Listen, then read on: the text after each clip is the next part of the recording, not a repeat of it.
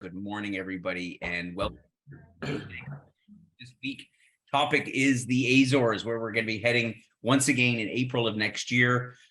Just a couple of words about Wheel and Anchor, and if you're regulars and you've seen this 100 times before, then just put it out for just a moment. But I do realize we have some new people on our webinars we do every week. We are travelers from all across Canada, and our mission when I started this idea called Wheel and Anchor a few years ago was to create this community of travelers who have a bit of a like-minded approach to travel. And all of you who joined up, you've seen our Travelers Creed.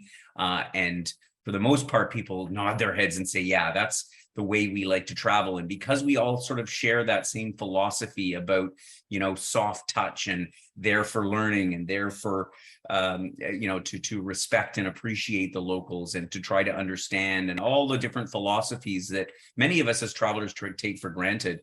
But, when you get out there in the big wide world, you realize there's lots of travelers that don't.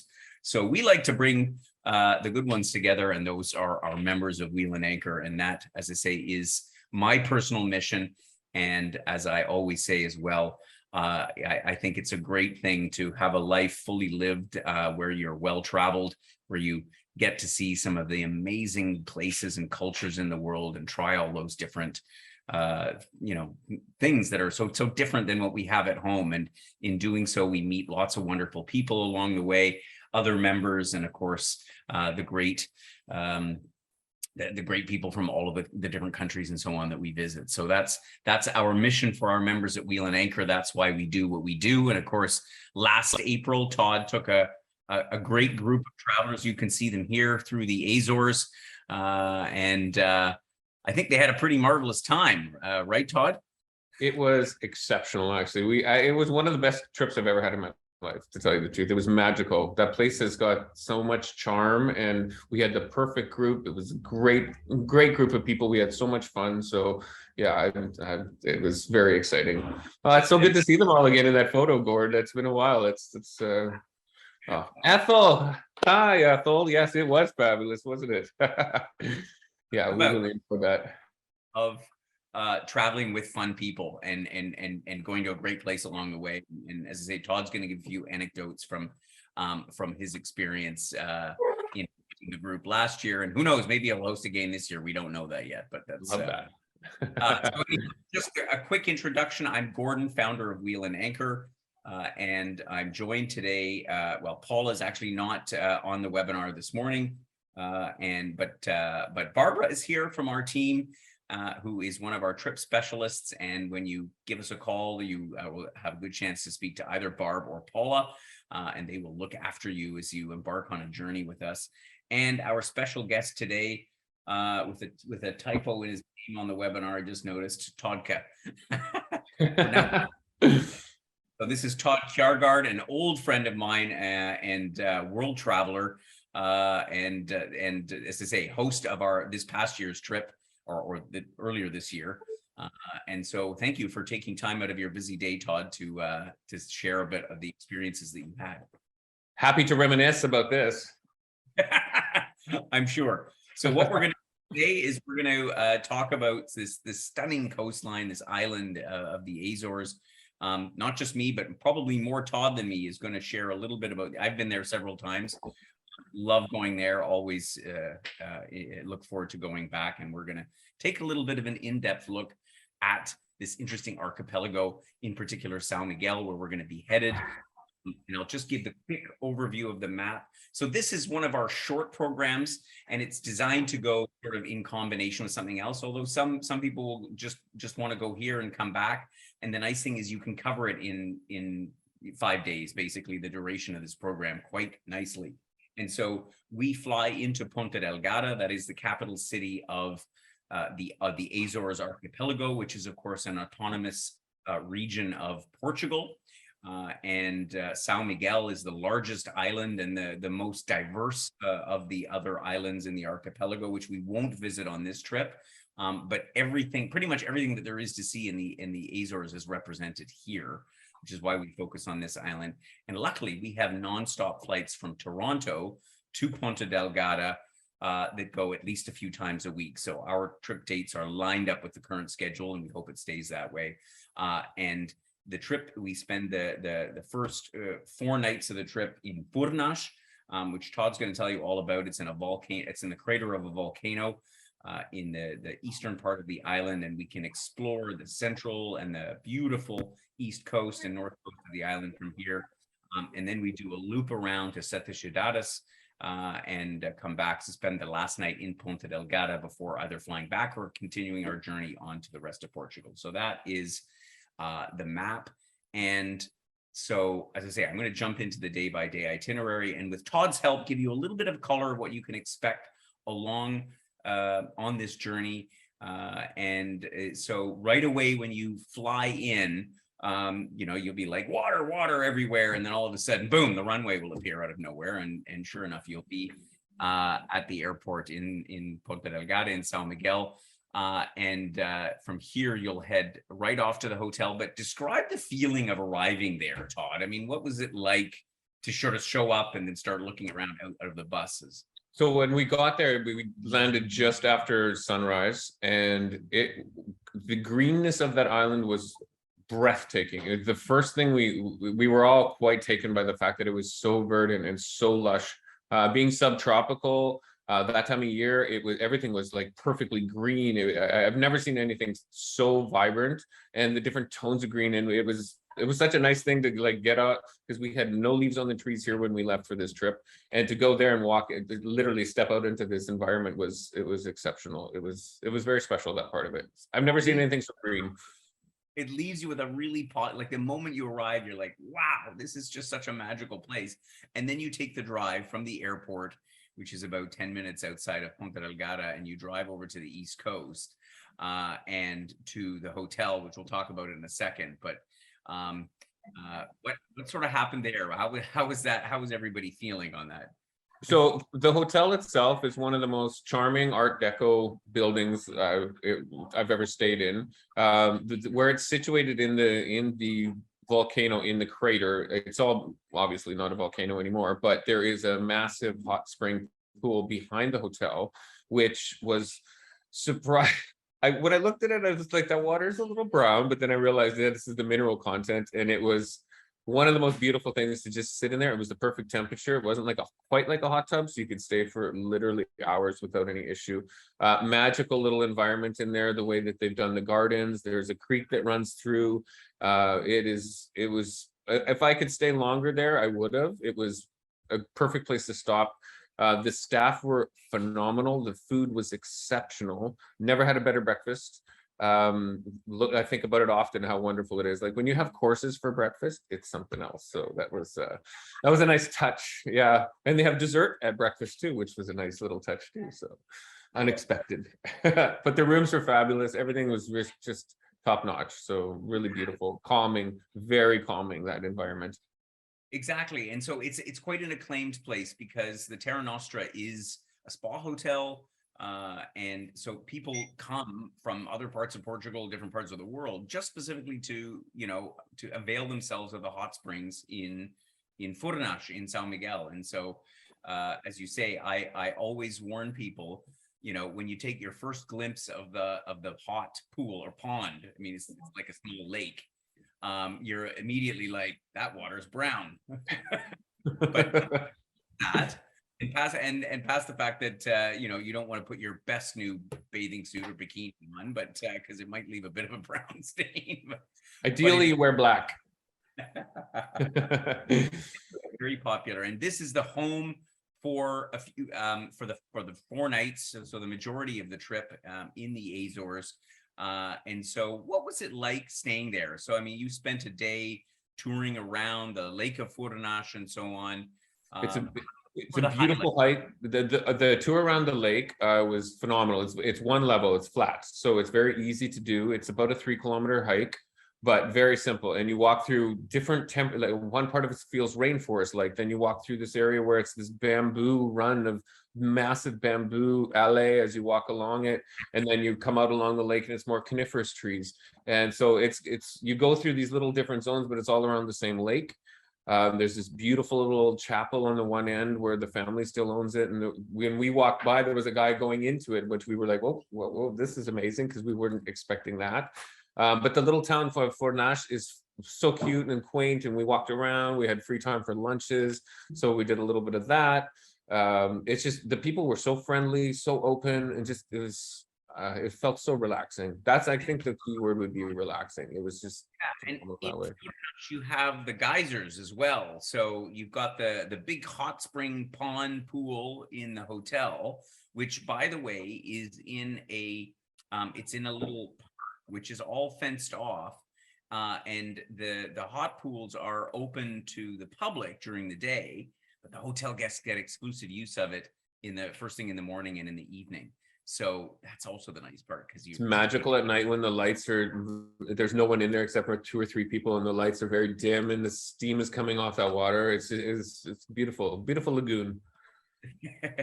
Exactly. And so, and what did you guys get up to on your free day? So we provided a free day in here because, you know, I think it's important that people go off and do their own things. You can hike along the rim of the crater. What did you can hike over to the fishing village as well. Some people did that. Some people took a taxi over just because it was a little bit longer of a hike for them. So they went and had lunch along the lakeshore there that day. A lot of people opted to just do the spa and hang out and relax and just enjoy that pool, sit on the benches along there. And it was really just about stepping back. Really didn't feel any jet lag either. I think that pool helped with that for sure. So yeah, there was options to do, and I think a lot of people we wandered around the town. Like we'd pair off, and some of us would go this direction, others would go the other direction, and then we'd meet back up for dinner that night. And it was lovely. It was just very quaint, I guess is a good word to put it. And that's kind of how we like to do it is you know, we try to allow some free time, and, you know, with ideas, you know, from the host, from the local guide about all, you know, the different things to do. And, you know, there is so much to do. So then the next day we will take a lengthy tour that will take us around the East Coast. And the road it starts out super windy. And again, I want to defer to you because you have the firsthand experience of having been there, but the vistas along this, I know my recollection is always everybody wants to stop like every 3 minutes. Oh my God, we got to take another picture. There's a couple very amazing viewpoints that are quite high up, and we did stop at those. Is the tea plantation on this one as well? It's on is it on this one or is it on the next day? No, yes, it's on this day. Yeah, the tea plantation. Okay, so that was something else to see. It's the only tea plantation in Europe. Really interesting, wonderful experience going through picking tea leaves. We had some fun doing that, and just as a lark, and it's beautiful. The vistas along that side it's exceptional. The height that you're up, you're probably, well, I don't know, half a kilometer up at the highest point above, so you see very far around. It's quite magical. It's a little less green on that side. It's got a little bit more rockiness to it, a little more cliffs, but it's still green, but it's just different topography. It's a different shade of green, and yeah.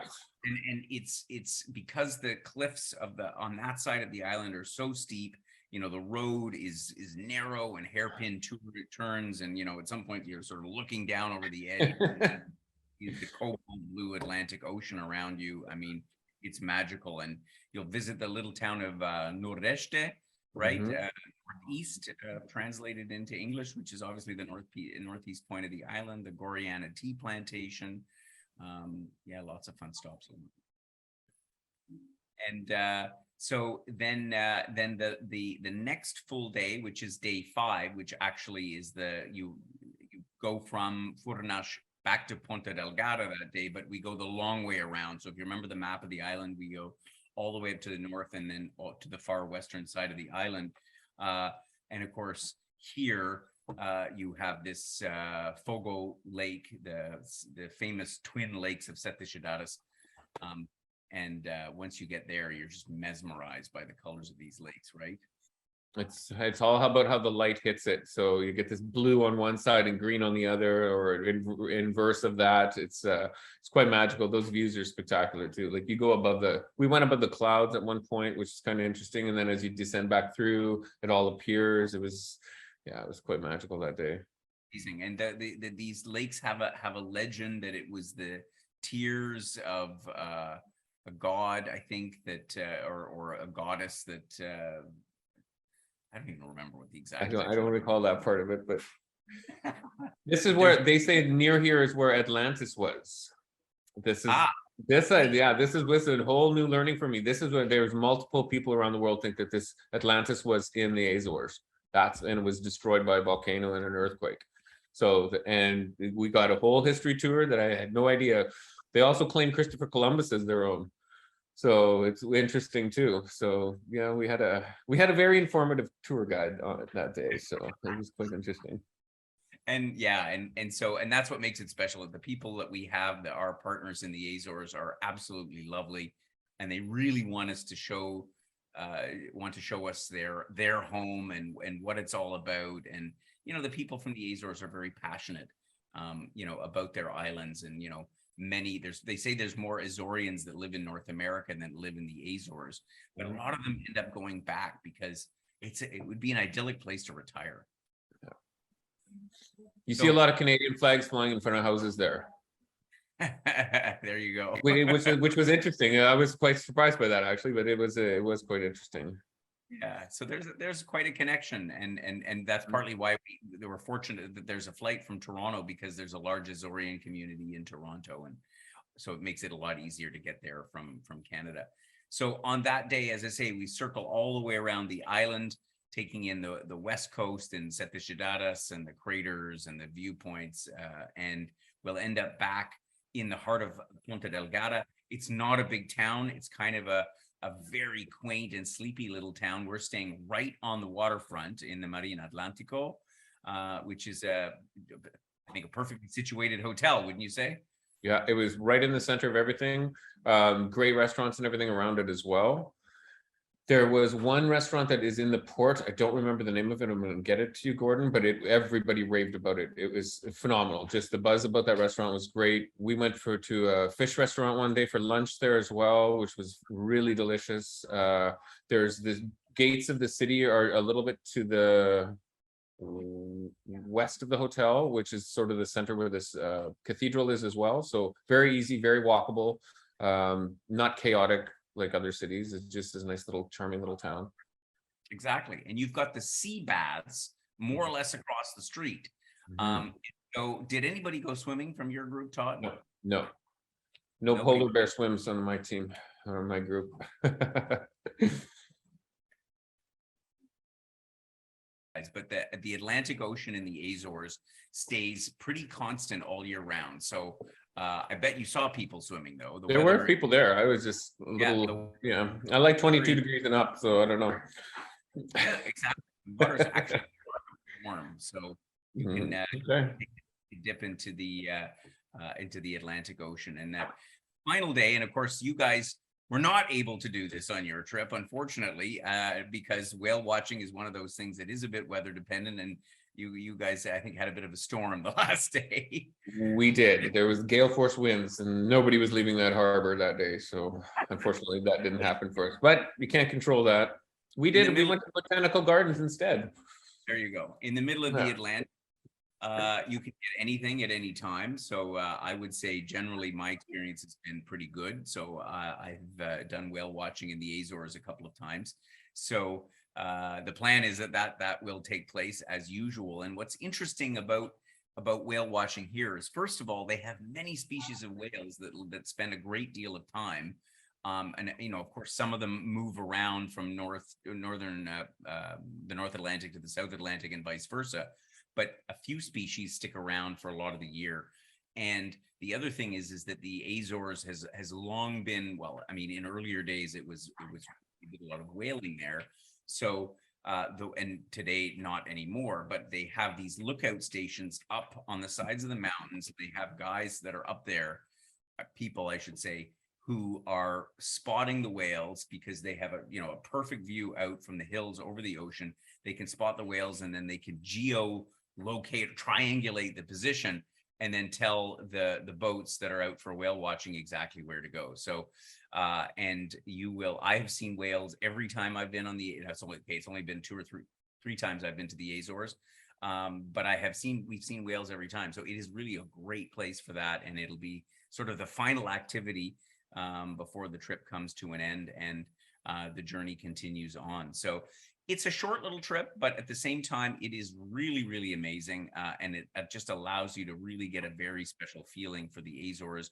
And so we do it as a trip that you can do strictly on your own. And I think some of our members just came to the Azores for that period, right, Todd? And others continue on to Porto. And so we've done it again this year the same way. From Azores, you can continue right with our Porto and Douro Valley program that follows immediately onto this. So just to give you a few details about this, the program is at the end of April, beginning of May, and I think is priced quite optimally, $2,500 for double occupancy and a little more for single if you're looking for your own room.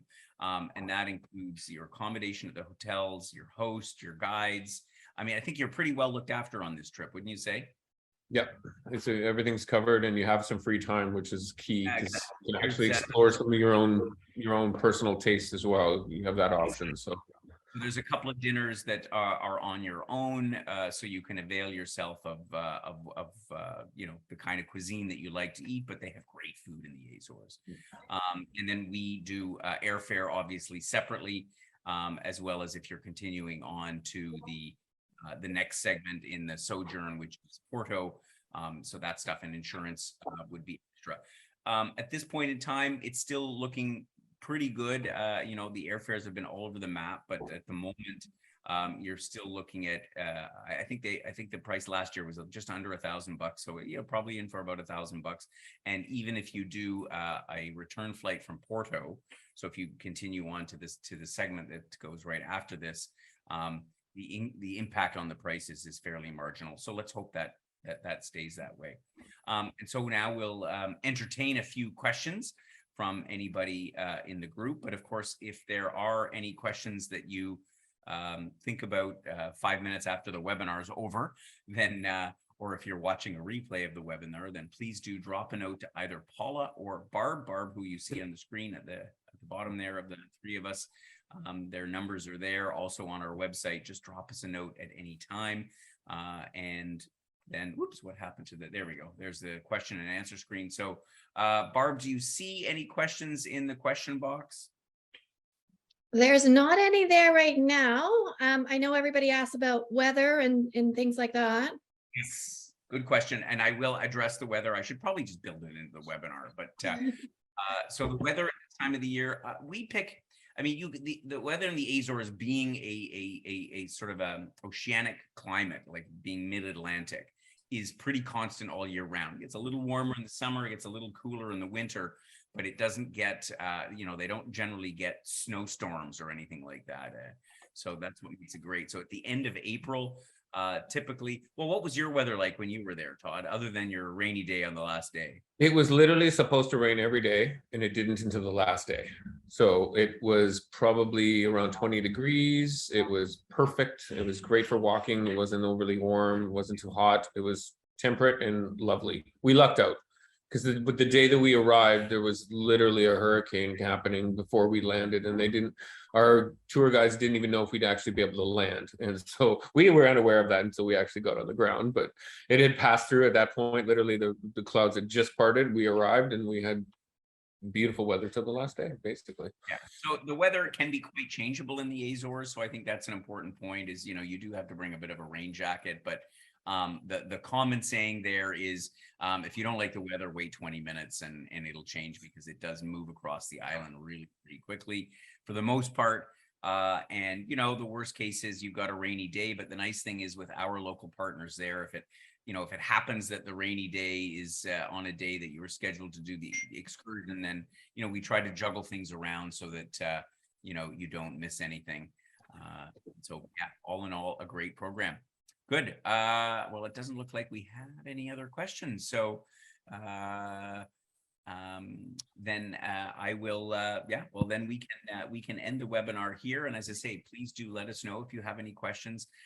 We don't have a big group going this year. I think we'll you were about 10 or 12 in your group. 10, 12, yes. Yeah, right in there. So we'll probably go with the same number next year. Okay. Please do join us.